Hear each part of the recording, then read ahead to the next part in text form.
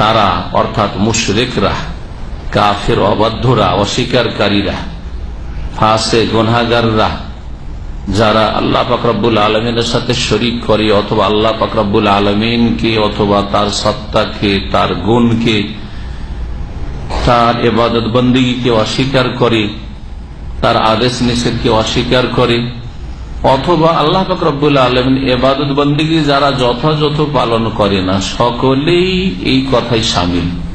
তারা যথাযোগ্য আল্লাহ পাকের মর্যাদা দান করেনি, আল্লাহ পাকের মূল্যায়ন করেনি।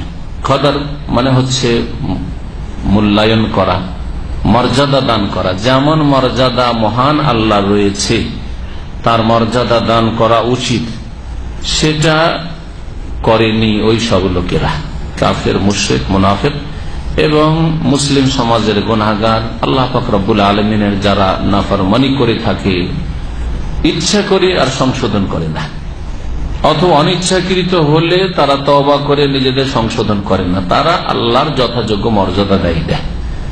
তাহলে বিশাল একটি দল মানুষ এবং জিনের এই আয়াতের আওতাভুক্ত। আল্লাহ পাকের মর্যাদা যেমন দেওয়া উচিত হাক্কা কাদরিহি তারা দেয় না। একমাত্র আল্লাহ পাকের যথাযোগ্য মর্যাদা দান করে কারা?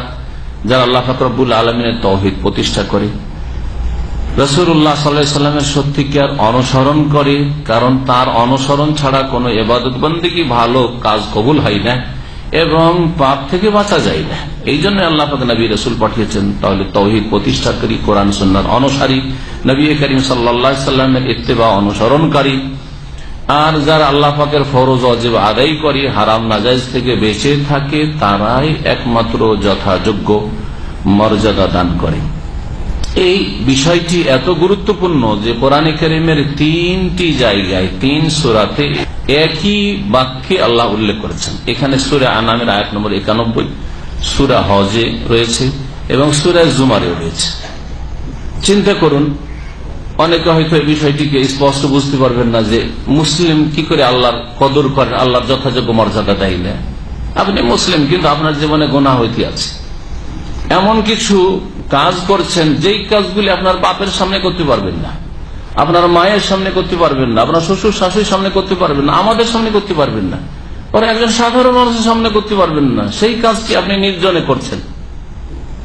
আর আজকে এই ইন্টারনেটের ফিতনার যুগে জি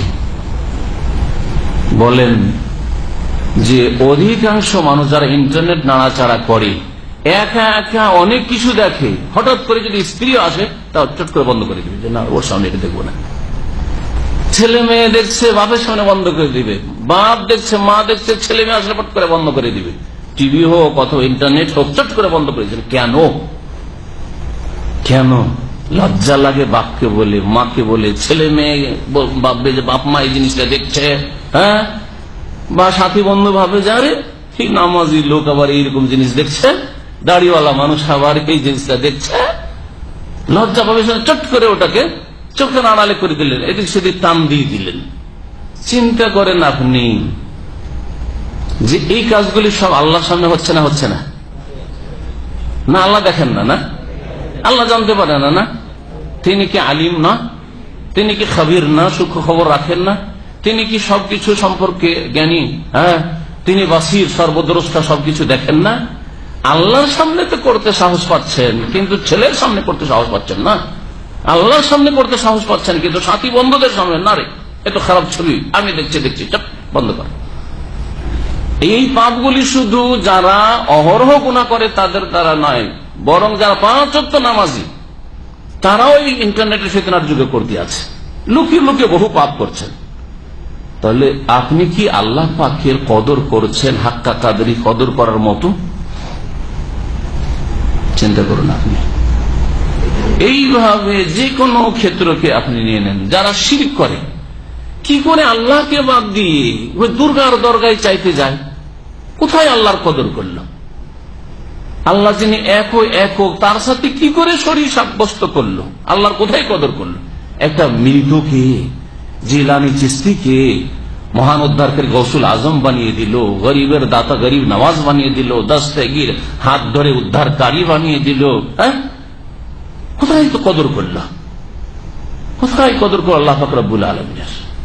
যারা আল্লাহকে অস্বীকার করলো তাদের ছাড়া মুসলিম সমাজের যত পাপকারী গুনাহকারীরা রয়েছে, মানুষের সামনে পাপ করতে লজ্জা পাই, কিন্তু আল্লাহর সামনে সবসময় পাপ করতে থাকি, অথবা কোন সময় দিনে পাপ করতে থাকি। কোথায় কদর করলেন? যেমন কদরটা করা উচিত ছিল আল্লাহ পাক রব্বুল আলামিনের। এই আয়াত দ্বারা যদি সত্যিকারে আমরা নিজেদের ইসলাহ করতে চাই, সংশোধন করতে চাই, প্রত্যেকে সংশোধনের জন্য এতটুকু যথেষ্ট নয় কি যে আল্লাহ পাকের তারা কদর করার মতো কদর করলো না, মর্যাদা যেমন দেওয়া উচিত ছিল তেমন দিল না, তাদের যেটা উচিত ছিল সে উচিত কাজটা অনুচিত কাজ করে যাচ্ছে।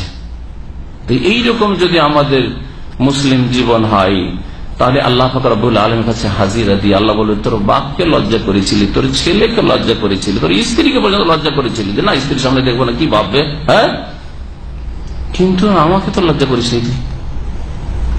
তাহলে আমার চাইতে বড় তারা ছিল তোর কাছে, আমার চাইতে বড় যাকে বেশি লজ্জা করেছিস তারা আমার চাইতে তোর কাছে বড় ছিল।